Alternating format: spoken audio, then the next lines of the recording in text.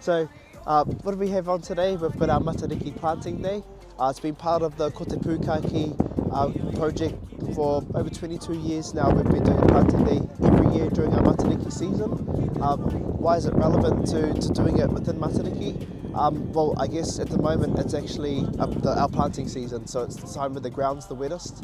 But also, it's a time of whanaungatanga. You know, we've started our Toho Māori off with our hautapu, with having our umukohu whetū. The following day we had manu aute, and I guess now it's only relevant that we give back to the whenua and to the taiao more by having our planting days. So we've got our planting day up here at Te Pourewa, and I guess it's really significant because it kind of completes the final piece of development on this whenua here. So we've got the native nursery, as we know, we've got the Matariki, but this is the last piece of the puzzle. This is our Mararongoa, our medicinal rako zone, where we'll be planting rako rongoa for education, but also for for adding Māori back to the whenua. But it's going to be an awesome place to show whānau where you'd find these different rako rongoa within the ngahere, and it'll also kind of show you what to look for and little signs of when things are ready for harvest and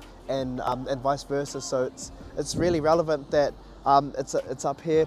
It's close to the roadside, so it's going to do more than just nourish us as people, but it's going to look after taking some of the carbon emissions away and reducing some of that and offsetting that. So I'm really happy to have it here. We've got a beautiful day, and we hope that we have some more whānau turn up soon.